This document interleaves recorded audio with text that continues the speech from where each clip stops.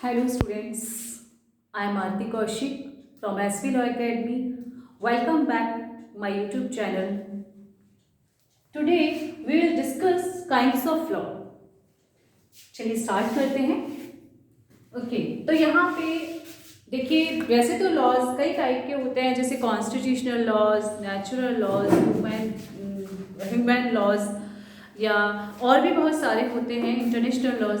लेकिन हम यहाँ पे जुरिस्प्रूडेंस के अकॉर्डिंग लॉज की बात नहीं करेंगे, बल्कि हम यहाँ पे जनरली जो हमारे इंडिया में जितने टाइप के लॉ चलते हैं उनके बेस पर हमने एक कंसेप्ट तैयार करने की कोशिश की है, जिससे कि आपको लॉज के बारे में बताया जा सके कि nature wise, effect wise, object wise, duration wise, mode wise, implementation wise, that means applicability wise, ये कितने टाइप के होते हैं, इनका नेचर क्या होता है. इससे शायद आपको लॉ के जो एक टाइप्स हैं उनके बारे में शायद आपको जानने में थोड़ी हेल्प मिलेगी. तो स्टार्ट करते हैं. देखिए, इसका जो फर्स्ट काइंड है वो है on the basis of object. तो ये जो काइंड है इसमें आपको टाइम टाइप बताए जाएंगे. सेकंड है on the basis of duration. There are two types. तो इस टाइप से हम इसमें आगे चलेंगे. First, second, third and fourth. This is fourth point. Fifth and sixth. तो हमने यहाँ पे 6 टाइप में इसको डिवाइड किया हुआ है. देखिए, ये टॉपिक आपको इंटरप्रिटेशन ऑफ इंस्टीट्यूट्स में इंस्टीट्यूट्स के नाम से मिलेगा, जुरिस्प्रूडेंस में आपको जुरिस्प्रूडेंस के जो लॉज हैं उनके अकॉर्डिंग मिलेगा. लेकिन हमने क्या किया है कि इंटरप्रिटेशन और जुरिस्प्रूडेंस का जो एक जीस्ट निकाल के उसको प्रिपेयर करने की कोशिश की है. तो चलिए स्टार्ट करते हैं. On the basis of object. तो देखिए, on the basis of object का मतलब है कि ऑब्जेक्ट के आधार पर, इसके उद्देश्य के आधार पर लॉज के काइंड्स कितने हैं. तो यहाँ पे हमने 10 टाइप में इसको डिवाइड किया है. फर्स्ट है कॉन्सोलिडेटिंग. ये कॉन्सोलिडेटिंग मतलब समेकित विधियां क्या होती हैं. समेकित, कॉन्सोलिडेट करना. तो देखिए, जब अगर हम एंशिएंट टाइम की बात करें तो एक्चुअली कोई लॉ था ही नहीं, कोई भी लॉ नहीं था. सिर्फ क्या था, लोगों के बीच में टाई-अप्स होते थे, लोगों के बीच में ट्रीटीज होती थी, बट ऐसा कोई लॉ नहीं था जो उनको बाउंड कर सके. ऐसा कोई लॉ नहीं था जो इक्वल इफेक्ट रख सके. लॉ था लेकिन इनडायरेक्टली इफेक्ट में था, इम्प्लाइड इफेक्ट में था. लॉ बिखरा हुआ था. उस कम्युनिटी में उसके प्रोविजन चलेंगे, उस कम्युनिटी में उसके प्रोविजन चलेंगे, लेकिन कोई एक ऐसा लॉ नहीं था जो सारी कम्युनिटीज को एग्जैक्टली बांध के रख सके, उनको एक फॉर्मेट में तैयार कर सके. तो यहाँ पे कॉन्सोलिडेटिंग का मतलब है समेटना. जैसा कि नाम से पता चल रहा है, समेकित मतलब एक तरीके से जो बिखरा हुआ लॉ है उसको एक जाया करके एक जगह पे रख देना. तो बिखरे हुए लॉ को एक जगह पे रख देना. जैसे सीपीसी है. सीपीसी पहले अलग अलग जगह पे अलग अलग प्रोविजन चला करते थे, लेकिन जब ये सीपीसी बना तब उन्होंने क्या किया, पूरे लॉज, जितने भी सिविल से रिलेटेड लॉज थे उनको एक जाया करके सीपीसी में बांध दिया. उसके बाद जब हमने एक जगह पे कर लिया तो हमें कॉडिफाई करने की जरूरत पड़ेगी. देखिए, यहाँ पे लॉज कई तरीके के होते हैं, कॉडिफाइड, नॉन कॉडिफाइड, जिसको अनकॉडिफाइड कहते हैं. तो जैसे लॉ ऑफ टॉर्ट्स है या जुरिस्प्रूडेंस है या इंटरप्रिटेशन है, ये सारे आपके ऐसे लॉज हैं जो कॉडिफाइड नहीं हैं. लेकिन IPC, CrPC, CPC, TPA, evidence, ये सारे लॉज आपके कॉडिफाइड हैं. कॉडिफाइड का मतलब जो लिखे हुए हैं, रिटन फॉर्म में है, साथ ही साथ जिनमें सेक्शंस, आर्टिकल्स, ऐसा कुछ है. उसके बाद बात करते हैं डिक्लेरेटिव लॉ. तो डिक्लेरेटिव लॉ वो लॉज होते हैं जो किसी अदर प्रोविजन को या अदर लॉ के बारे में डिक्लेरेशन करते हैं, जो डिक्लेयर करते हैं कि उस लॉ का ये प्रोविजन क्या कहता है. उसके बाद बात करते हैं एक्सप्लेनेटरी लॉ, जो किसी अदर लॉ के प्रोविजन को एक्सप्लेन करने की कोशिश करते हैं, उसको एक्सटेंड करने की कोशिश करते हैं, वो होते हैं एक्सप्लेनेटरी लॉ. क्यूरेटिव लॉ और रेमेडियल लॉ, ये दोनों लॉज नाम से एक जैसे लग रहे हैं. क्यूरेटिव लॉ और रेमेडियल लॉज, ये दोनों ही लॉज देखा, अगर आप इसको प्राइमा फेसी देखेंगे तो एक जैसे लगेंगे, लेकिन नहीं, इनमें बहुत ज्यादा डिफरेंस है. क्यूरेटिव लॉ का मतलब होता है कि कोई भी ऐसा लॉ जो आपको उस एक्ट के होने से पहले रेमेडी प्रोवाइड करे. Just like TI, temporary injunction, just आप ऐसे लॉज देख लीजिए जो आपको कोई इंसिडेंट होने से पहले अवेयर कर रहे हैं और वहां पे आप उनको रेमेडी प्रोवाइड कर रहे हैं। जैसे 151 वो क्या है, जो पुलिस को पावर्स दी हुई है कि अगर पुलिस को ऐसा लगता है कि पब्लिक पीस या ट्रैंक्विलिटी कहीं ना कहीं इफेक्ट में आएगी तो वो उनको दोनों पार्टीज को बंद कर सकते हैं, दोनों पार्टीज को अरेस्ट कर सकते हैं। तो वो क्या है, क्यूरेटिव लॉ। क्यूरेटिव लॉ किसी भी इंजरी के या किसी भी हार्म के होने से पहले जो रेमेडी प्रोवाइड करते हैं उनको कहते हैं वाइल। जो रेमेडियल लॉ है वो किसी रेमेडी के रूप में दिए जाते हैं, मतलब पहले कॉन्सिक्वेंस निकलेंगे, बाद में उसमें रेमेडी प्रोवाइड की जाएगी। जैसे पहले मर्डर हो गया तो मर्डर से पहले तो आप नहीं दे सकते कि मर्डर हो सकता था, नहीं, पहले उस कॉन्सिक्वेंसेज आने चाहिए, उसके बाद में उसको रेमेडी दी जाती है। पीनल लॉज, पीनल लॉज ऐसे लॉज होते हैं जो किसी पनिशमेंट की बात करते हैं। जस्ट इंडियन पीनल कोड ये क्या करते हैं, जो लॉज हैं इस टाइप के लॉज जो किसी पीनल की बात, मतलब किसी पनिशमेंट की बात करते हो। टैक्सिंग लॉज, देखिए ये ऐसे लॉज होते हैं जो गवर्नमेंट के लिए रेवेन्यू कलेक्ट करने का काम करते हैं, टैक्स कलेक्ट करने का काम करते हैं, या गवर्नमेंट के लिए पैसा इकट्ठा करने का काम करते हैं, उनको टैक्सिंग लॉज कहते हैं। गिफ्ट टैक्स एक्ट है, रेवेन्यू एक्ट है, या सेल्स टैक्स एक्ट है, ये सारे क्या करते हैं, गवर्नमेंट के लिए टैक्स, दैट मीन्स मनी इकट्ठा करने के लिए काम करते हैं। नेक्स्ट है अमेंडिंग लॉज। अब देखिए लॉ बन गया, हमने यहाँ पे उसे कंसोलिडेट करके कॉडिफाई कर दिया, लेकिन कभी कभी ऐसा ज़रूरी तो नहीं होता कि आज जो चीज़ बनाई है वो आने वाले टाइम में भी एप्रोप्रिएट रहे। तो उसकी एप्रोप्रिएट रखने के लिए, उसको अप्लाई करने के लिए यहाँ पे अमेंडमेंट का एक प्रोविज़न दिया हुआ है, यानी कि ऐसे लॉज जो किसी एक्ट में या किसी प्रोविज़न में अमेंडमेंट करते हैं। हमें ऐसा लगता है कि अमेंडमेंट में क्या है, डायरेक्टली गए और अमेंडमेंट कर दिया, चेंज कर दिया, हो गया, ऐसा नहीं होता।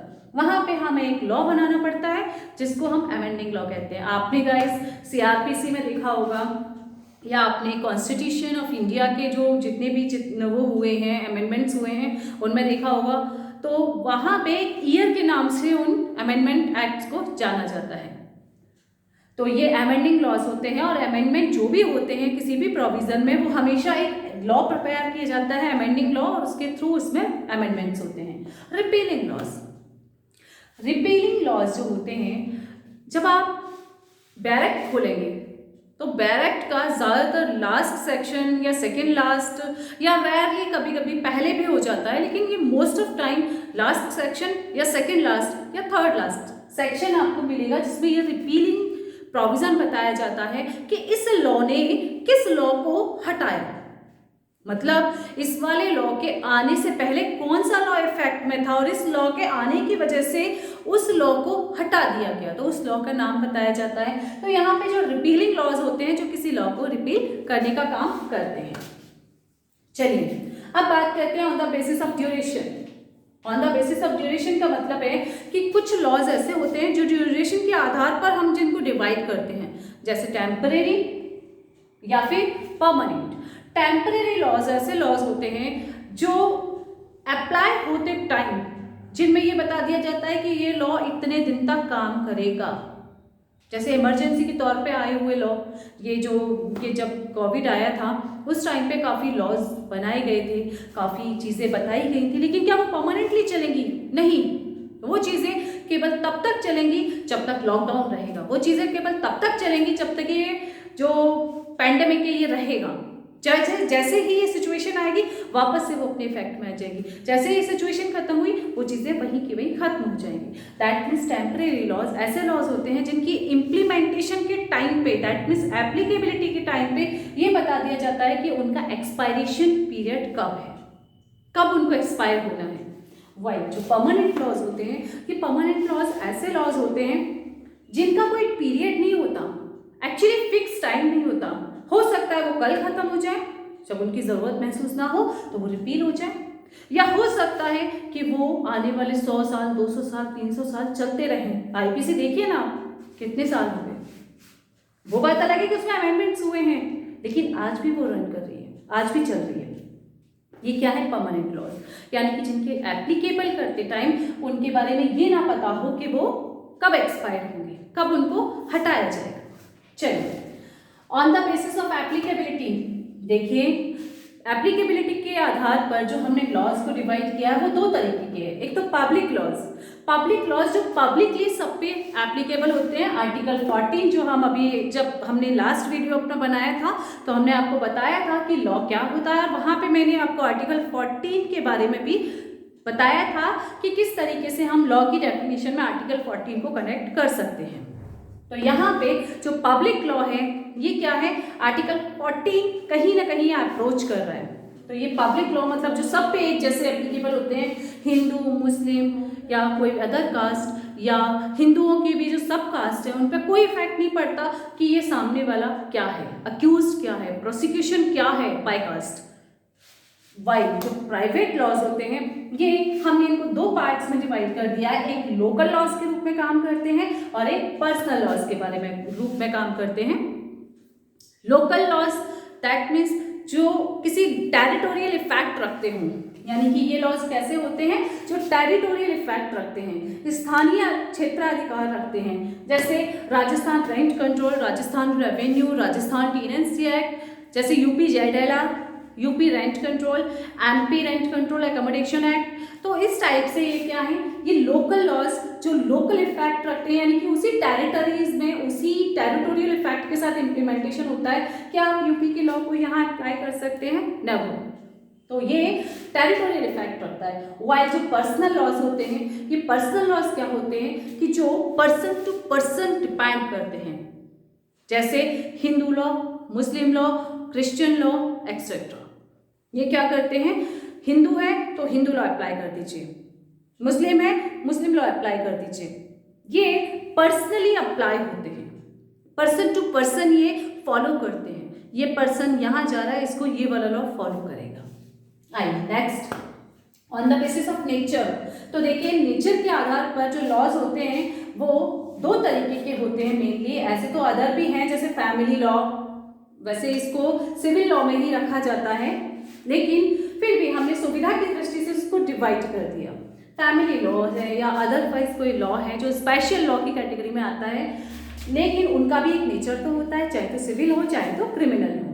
इसको आप चाहें तो अलग से कर सकते हैं और ना चाहें तो कोई प्रॉब्लम नहीं है। लेकिन हम बात करते हैं सिविल लॉ की। सिविल लॉज क्या होते हैं? सिविल लॉज ऐसे लॉज होते हैं जो किसी पर्सन की प्रॉपर्टी, उसके राइट्स, उसकी खुद की इच्छा अनिच्छा इसके बारे में बताते हैं, उसके क्या राइट्स हैं, उसके क्या पोजीशन में रहेगा, क्या डिस्पोजेस्ड किया जा सकता है, उसको किस तरीके के राइट प्रोवाइड किए जाएंगे। लेकिन ऐसे लॉज जो क्रिमिनल नेचर के हों, अब हम कैसे डिसाइड करेंगे कि ये सिविल नेचर का है क्रिमिनल नेचर का है?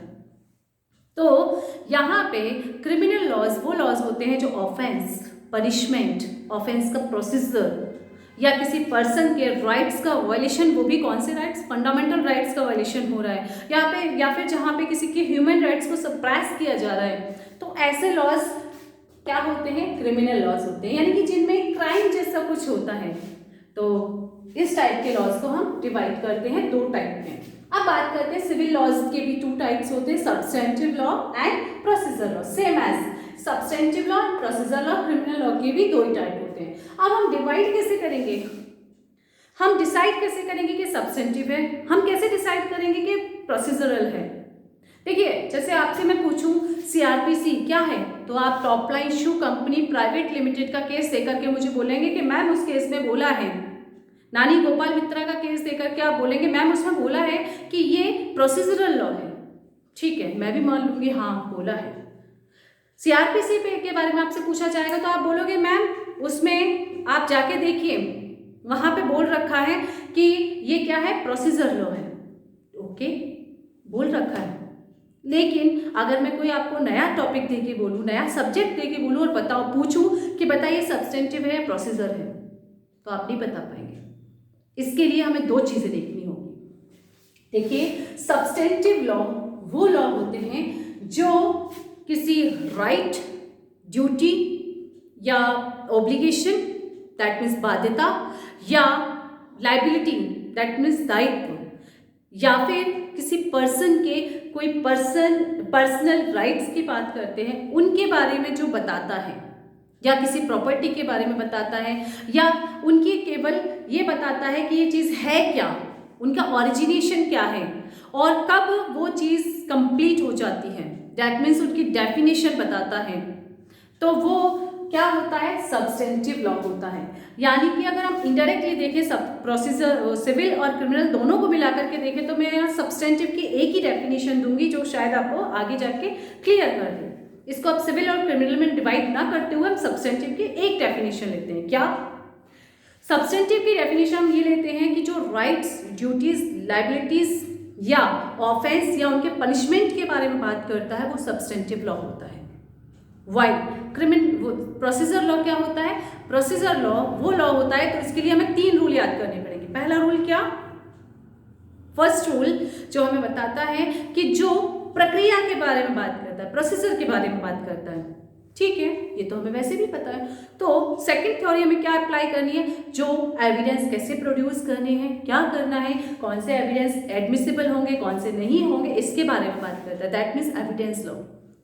उसके बाद हम बात करते हैं तीसरा रूल क्या अप्लाई करेंगे, जो प्लीडिंग के बारे में बात करता है, प्लीडिंग कैसे रिप्रेजेंट की जाएगी, क्या किया जाएगा, ड्राफ्टिंग कैसे की जाएगी, जो इन रूल्स के बारे में बताता है वो भी क्या है, प्रोसीजरल लॉ है। आई थिंक आपका ये टॉपिक क्लियर हुआ होगा। उसके बाद हम बात करते हैं on the basis of effect. तो देखिए on the basis of effect, यहाँ पे इफेक्ट का मतलब है कि वो किस इफेक्ट के साथ एप्लीकेबल हो रहे हैं। तो जब भी कोई लॉ इफेक्ट में आता है, जब भी किसी लॉ को इम्प्लीमेंटेशन किया जाता है, उसकी एप्लीकेबिलिटी दिखाई जाती है, तो यहाँ पे वो 3 तरीके से एप्लीकेबल होता है।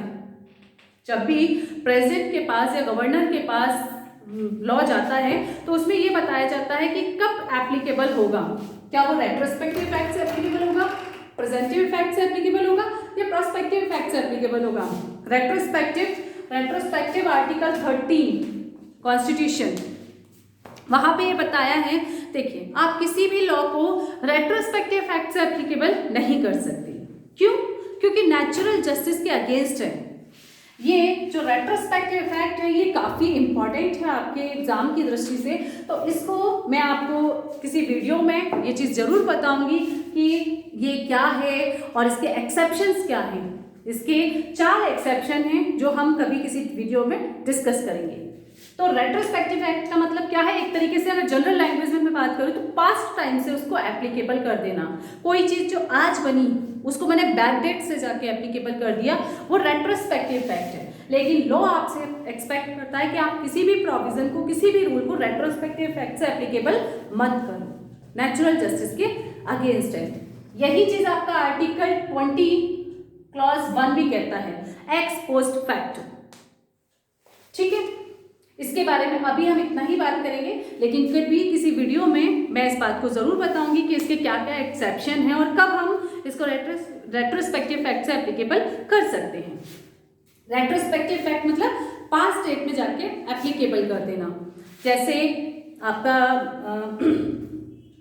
जो आर्बिट्रेशन एंड कंसिलिएशन एक्ट है वो क्या है, रेट्रोस्पेक्टिव इफेक्ट से ही एप्लीकेबल हुआ है। देखिए बहुत सारे एक्ट हैं जो रेट्रोस्पेक्टिव इफेक्ट से एप्लीकेबल हुए, ये जस्ट मैंने आपको एक एग्जांपल दिया है। प्रेजेंटिव इफेक्ट, प्रेजेंटिव इफेक्ट का मतलब है आज ही बन के तैयार हुआ, आज ही उस पर साइन हुए, जो प्रेसिडेंट हैं या गवर्नर हैं उनके साइन आज ही हुए और आज ही उनको अप्लाई कर दिया। जैसे हिंदू लॉज को साथ के साथ अप्लाई किया गया है। प्रोस्पेक्टिव इफेक्ट, सारे लॉज ज्यादातर प्रोस्पेक्टिव इफेक्ट से एप्लीकेबल किए जाते हैं और नेचुरल जस्टिस भी आपसे एक्सपेक्ट यही करता है कि आप अगर आज कोई लॉ बना रहे हैं तो उससे आगे वाली किसी तारीख से उसका इम्प्लीमेंटेशन कीजिए। आज मैंने कोई लॉ बनाया और मैं आज ही आपसे कहूँ लाइए फाइन दीजिए, आप लेट आए हैं, तो ये तो नेचुरल जस्टिस के भी अगेंस्ट है, आपके राइट्स का भी वायलेशन है। आज मैंने कोई लॉ बनाया तो मैं इसे कल के लिए डेफर कर सकती हूँ, कल से अप्लाई होगा। तो ये क्या है, प्रोस्पेक्टिव इफेक्ट, यानी कि भविष्यवर्ती दिन के लिए। अब बात करते हैं on the basis of mode. देखिए मोड मतलब रीति, मतलब ढंग, ढंग के आधार पर जो विधि है 2 तरीके की होती है, मैंडेटरी लॉ और डायरेक्टिव लॉ। मैंडेटरी लॉ मतलब जिसका इम्प्लीमेंटेशन आपने अगर एज इट इज नहीं किया तो आपके लिए या तो पनिशमेंट है या फिर आपके जो एक्ट हो रहे हैं वो कहीं ना कहीं इलीगल की कैटेगरी में जाएंगे। ये क्या है, मैंडेटरी लॉ। जैसे माइनर के साथ कॉन्ट्रैक्ट करना। मोहरी बेबी वर्सेस धर्मोदास घोष, इस केस में कहा था कि माइनर के साथ में आप कोई भी कॉन्ट्रैक्ट नहीं कर सकते। क्यों? क्योंकि माइनर कैपेबल नहीं है टू डू कॉन्ट्रैक्ट। तो ये क्या है? Mandatory law. जैसे section 7 of Hindu marriage act 1955, उसमें क्या कहा है कि आपको जब भी एक हिंदू की शादी कंप्लीट होती है, जब अग्नि के चारों तरफ 7 फेरे कर लिए जाएं, अदरवाइज शादी नहीं है। तो ये क्या है? मैंडेटरी लॉ है। वही डायरेक्टिव लॉ की अगर हम बात करें तो डायरेक्टिव लॉ का मतलब होता है कि जिनका इम्प्लीमेंटेशन आपको करना चाहिए, आपसे लॉ एक्सपेक्ट कर रहा है कि आपको करना चाहिए, लेकिन अगर आप नहीं करते तो आपके लिए कोई पनिशमेंट नहीं है।